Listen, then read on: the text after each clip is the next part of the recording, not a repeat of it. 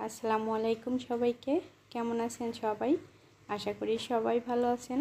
আলহামদুলিল্লাহ আমিও ভালো আছি।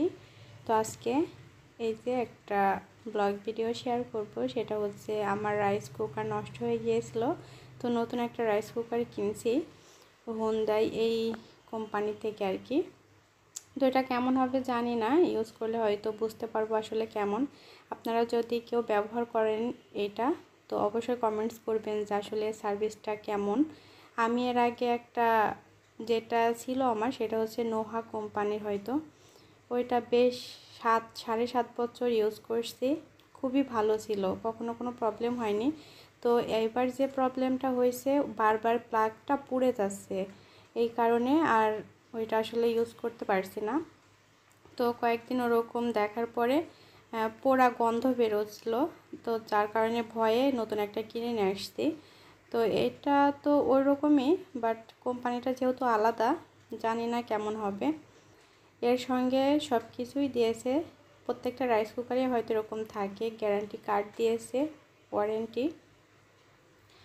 আর এই যে এখানে যে চাউল মাপার জন্য যে ছোট্ট একটা পট, সেই পট, একটা ভাত ওঠানোর জন্য চামচ, আর এটা পুরো আমি স্টিলেরটা নিয়েছি।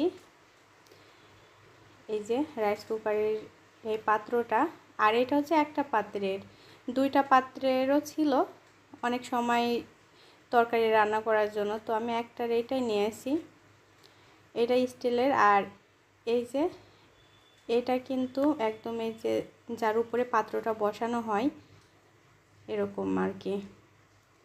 এটার হচ্ছে দুইটা কালার ছিল, সিলভার কালার আর গোল্ডেন কালার, অন্য আরেকটা কালারও হয়তো হয়।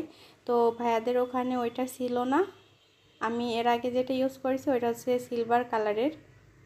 আর এইটা নিয়েছি এই জন্য গোল্ডেন কালারের, যে একটা সিলভার তো ইউজ করেছি, একটা গোল্ডেন ইউজ করি, এই জন্য আবার এই কালারটা নিয়েছি। কেমন লাগছে অবশ্যই কিন্তু কমেন্টস করবেন।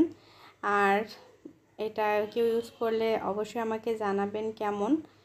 আমি অন্য আরেকটা কোম্পানি নিতে চেয়েছিলাম, তো দোকান থেকে ওই ভাইরা বললো যে এইটাই নাকি ভালো। আর অনেকে হয়তো প্রাইস জানতে চাইবেন যে এটার প্রাইস কত নিয়েছে। এটার আমাদের কাছে নিয়েছে 2200 টাকা।